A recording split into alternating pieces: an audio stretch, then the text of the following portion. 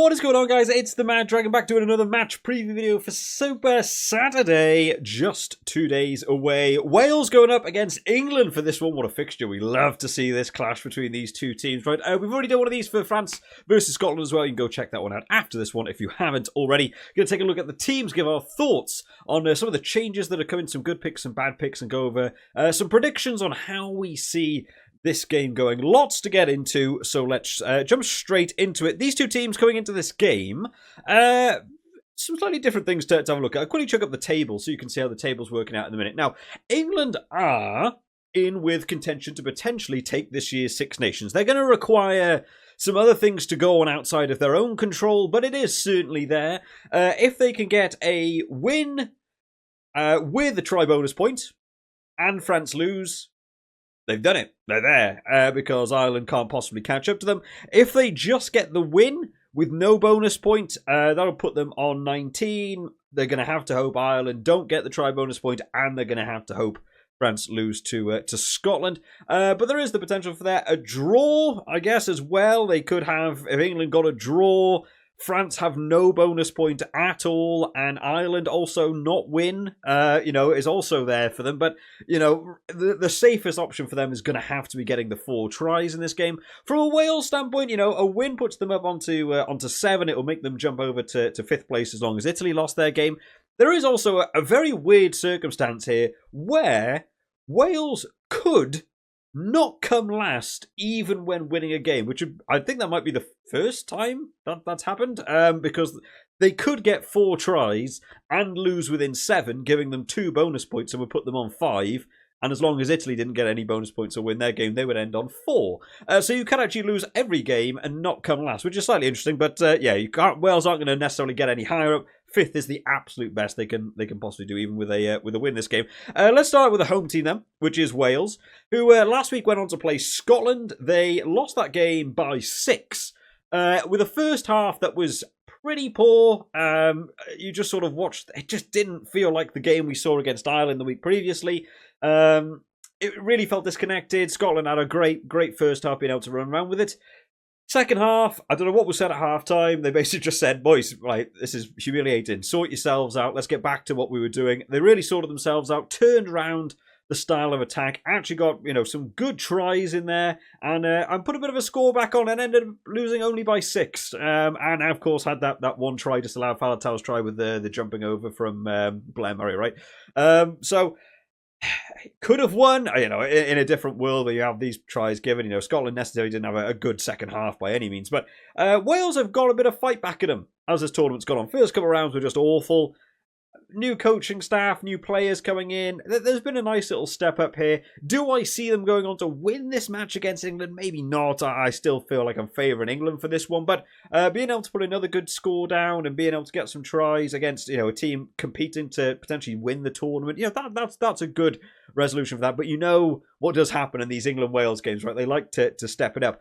So starting out then with the team. Now, not a lot of changes to talk about. They're going for the consistency, which is what Wales need. We said it last week, right, with they hadn't, 60-something games. They hadn't had the same starting 15 for. So they're trying to keep it as consistent as possible. They've had a couple of blows in the Wales team. Tom Rogers and Josh Adams going out meant that they've got no sort of choice to go in there for the wingers. They've had to do some changes around there. So starting in the front row, Nicky Smith, Elliott D, Will Griff-John not having quite as good a game. I gave him so much praise in the last week's preview video, only for him to not really quite get there in last week's game. Dewi Lake still on the bench, who the line-out throwing is still. So you got to keep your eye on. Wales did better last week. The set piece looked good for them. They had 100% of their own scrums, won over 90% of their own lineouts, and even took over 20% of Scotland's lineouts away from them. So the set piece looked better from Wales. I still think starting with Elliott D is probably the right move for now. Dewi Lake, it's still just the throwing for me with Dewi Lake. It's like, you don't want to lose any of that. But, it's getting there. It's going to look better. And he's only came back in last week. So I think this is probably the better way around to start this one. Locked upon Will Rowlands and David Jenkins. David Jenkins is one of those players who I think I've slept on a bit in terms of talking about him. he works hard, doesn't he? When you really just stop and watch the game and you just focus on what David Jenkins is doing, he doesn't ever stop. He is an absolute monster. The tackle numbers have been going through the roof. And I've been very, very impressed when you actually just stop and watch him, but I feel like I don't talk about him enough when we do these with these preview videos. Back row then. Aaron Wainwright comes in at the 6, Jack Morgan 7, Talupe Faletau 8. This to me is suggesting Wales are going to hold on to the ball. Hopefully, because in last week's game, that first half, so much more kicking, so much more extra stuff going on that just didn't need to be done. Moving Aaron Wainwright into the 6 shirt now, who's a massive ball carrier. Faletau in at 8. Jack Morgan's also solid on these carries. He's just been, again, the shining star of this Wales team. This, to me, would suggest that Wales are looking to actually hold on to the ball a bit more and hopefully play a little bit more expansive. I would really like to hope that they've been able to witness what Italy did against England last week with England still playing the splits defence. They come off the line so quickly. Italy had a couple of times last week where they put little chip kicks in over the top. And how much damage did that cause that England defence? As soon as you land those little kicks over the top, you put them under a lot of pressure. Wales have got Anscombe and Ben Thomas on. You've got 2 fly halves. You know, it's a fly half in a centre, but he can also play half. But people who can kick. People who can do interesting kicks over the top and do those decisions. And Blair Murray's been exciting from the backfield as well, right?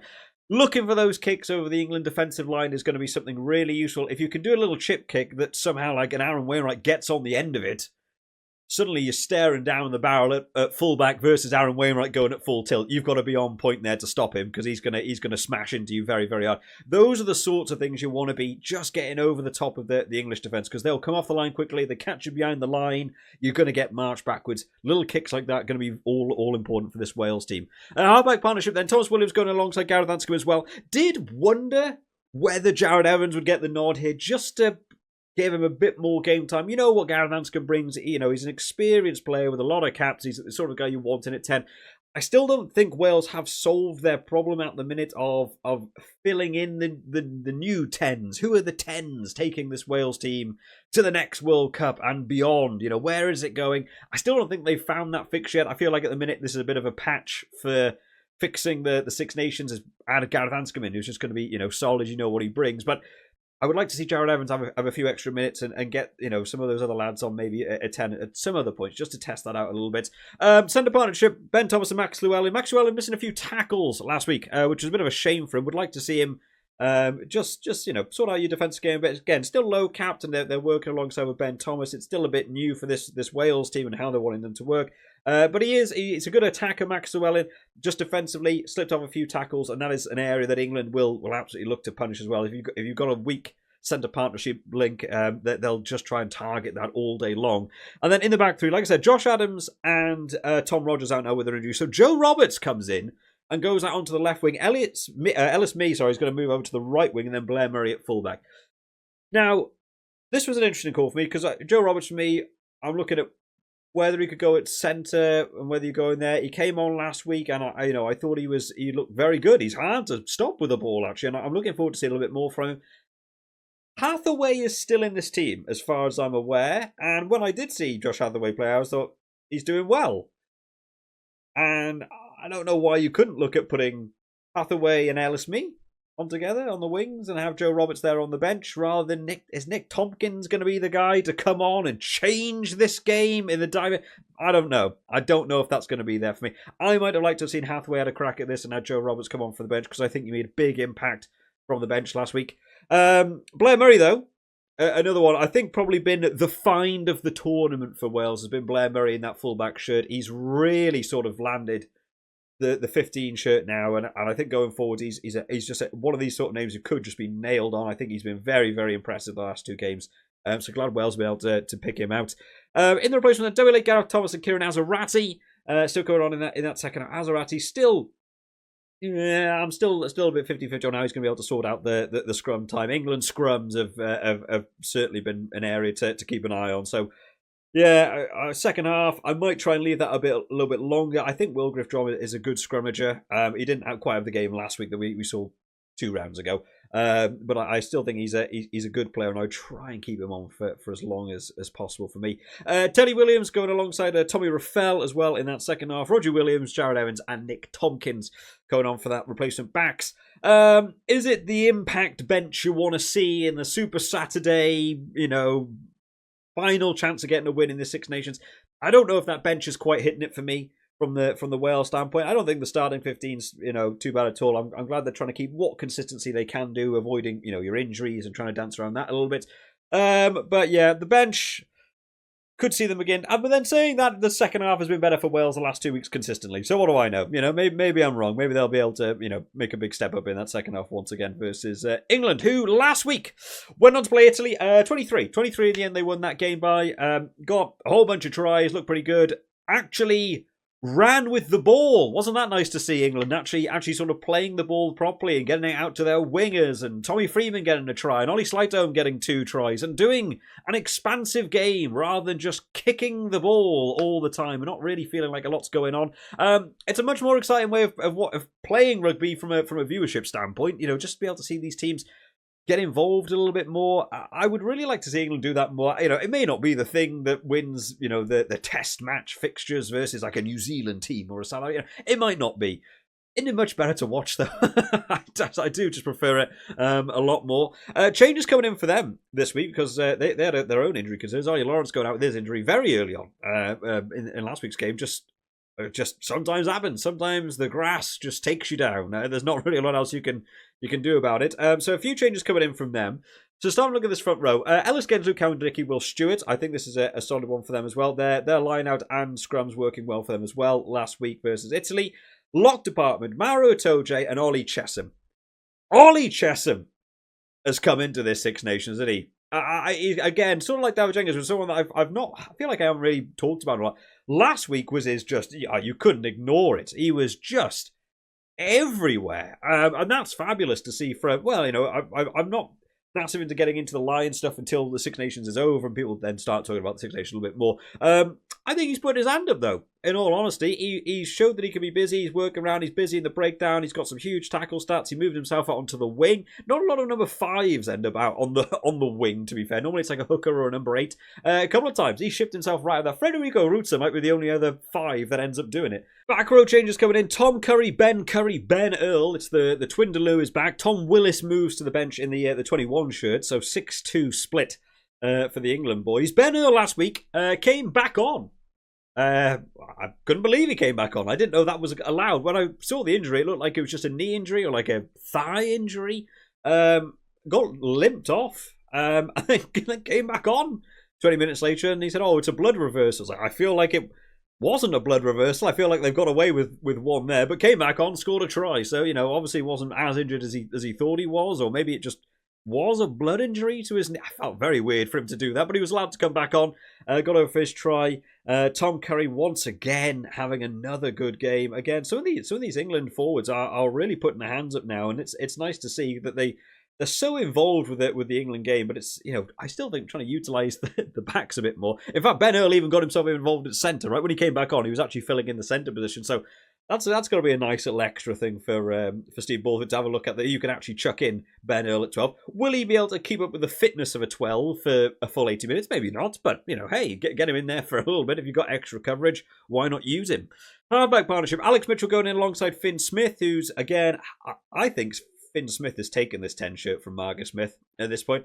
I think he offers just a lot more control around the park and just being able to organise the team. He had, had a couple of things, maybe not go quite his way, but he's just making good decisions along the way. He's got a good kicking game. I think as a 10, I think I'm leaning towards having Finn Smith in for that starting 10 over Marcus Smith at this point. Centre partnership, Fraser Dingwall going in alongside Tommy Freeman this week with Ollie Lawrence out. Fraser Dingwall, not quite as busy as I expected him to be last week. Tommy Freeman got over for his try, but moved into the outside centre now. He's a big lad still. So going in on that 13 shirt, you could even rotate what England have done when they've had like Ollie Lawrence in at 12 and they've tried to use him as like a hard-hitting 12. They've shifted more now to having like a playmaking 12 and a hard-carrying 13. Tommy Freeman is just from a sheer size standpoint kind of fills in a bit for Ollie Lawrence. So it makes sense they've gone this way around. Again, they're going to use Dingwall for the playmaking 12 and Freeman for quite a hard hitting line. And he came off his wing so often in the last couple of games as well. He's found himself in midfield a lot. So I don't think that works out too badly for them. And then in this back three, Elliot Daly goes out on the left wing. Tom Roebuck comes in on the right wing. And then Marcus Smith at fullback. Who had a good game. He had to come on last week a little bit early, but came on and did a little bit well. Still feel like he could do a bit more to help the team. He's like one of those horses where you have the blinders on. He just focuses on himself. Got a try, scored well, made good meters. All the stats are backing him, and you say, well, that's exactly what you want from him. I do think there's a couple of occasions where you think, give that pass out. Again, it's sort of what I said about the England one, but there was a couple of times he had Ollie Slightome on the outside of him, 2-on-1. He took it himself, just ran into contact. I think, give it to Slightome. He's on for a hat trick. Let him go. Let him surge. But took it himself a lot of times. I still think there might be better fullbacks for potentially for this England team. They're really trying to make the Finn Smith, Marcus Smith thing work at the same time. I think for me, Finn Smith has this 10 shirt. Marcus Smith, probably the best choice what they've got going on in the team at the minute for 15, but I think there might be better 15s. They could look elsewhere. And then in the replacements then, Jamie George, Finn Baxter and Joe Hayes to come on in that second half, alongside Chandler Cunningham himself, Henry Pollock and Tom Willis, so 6-2 back in the forwards. I think that's the right move to do versus this Wales team. Just keep the breakdown pressure coming. The Wales set pieces look better, and think about the Ireland game when Wales played Ireland. They even took a couple of scrums away from Ireland, so you don't want to take them for granted. The Wales defensive maul has also looked pretty solid, so it's going to be areas to try and work around. I still think it would do England a good service to be able to play wider in attack, but defensively. Wales are probably one of the teams you can catch them as they're trying to pass out, and you can use that blitz defense and you can catch them behind the line and push them back. It requires a lot of fitness for your forwards to keep doing that over and over and over again. Having a 6-2 allows you to make extra replacements, and later into the game you can keep that pressure coming from the defence. So I don't think it's a bad move for them. And then the replacement backs, Jack Van Portley and George Ford going in as well, which means they've ended up with 3 fly halves in a team, which seems a bit unnecessary for me. I'm not sure what this does per se. I mean, the coverage in the back is very good for England at the minute. Finn Smith can do he's in at 10, but Marcus Smith can also do 10 over the 15. Elliot Daly's got winger, centre, and fullback covered. Tommy Freeman's now doing centre and also wing. Your coverage is fine. You've already got 2 10s on the field. If it's a kicking concern, you've also got Elliot Daly for your long-range kicks, or if you had just a travesty of things go wrong for you and you lost both of them, Elliot Daly could still take over your kicking duties for you. I'm not sure what George Ford's going to bring to this when you've already got both of them on. For me, I would have looked elsewhere, maybe trying to have another actual centre, maybe like a 12 that could come in there, or maybe looked at someone like Freddie Stewart. In case you were saying, Finn Smith's not quite landing it for it, let's move Marcus back into 10 and have him play his style of 10 and then have a more solid 15 at the back for the kicking game, because Wales love their kicking. They kick a lot and they shouldn't do, but they do. Someone better under the high ball, so someone like a Freddie Stewart or even George Furbank did well. I might have looked just somewhere else where I'm not sure what having George Ford in alongside of the two of them is gonna bring to this one, but that's what they've gone for. As benches go, though, I still think I'm favouring the England bench, and the England teams remain relatively consistent. It's those backs that are switching up. Hopefully, England do still go for that backs game. It's just a more enjoyable watch for me as a viewer. How do we see this game going then? Wales have the home advantage. These two teams, going back over recent games, last 5 games England have won 4. Certainly England going in as favourites this one. But the score lines can be close. Last year it was 2 points. The year before it was 3 points. You go back to 2022, it was 4 points. There's a 1-score game in this because these two teams really go at each other. Wales with a slight home advantage, and that does come into play because in the last 6 games, Wales have only won 2, both of them being in the Principality. So, having the home advantage is a bit of a boost for them. I don't know if I see Wales being able to cope for the full 80 against the way the England pressure comes on from some of those forwards in that defensive line. I think scores on both sides. I don't think a few of these games end up being sort of like 15 all, is sort of that boundary. They both sort of score about 50, but I think this could be more. I think we could be looking maybe high-end 20s each. I think both teams could be on for some good scores this one, which I'm looking forward to.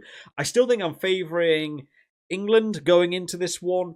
I'm going to say an England win. I'm going to go a bit more than the 1 score. I might go just over 1 try. I might go like an England by 9 is going to be my prediction for this one. But I think this one could be a real fun contest. Both teams have been working at the set piece pretty well.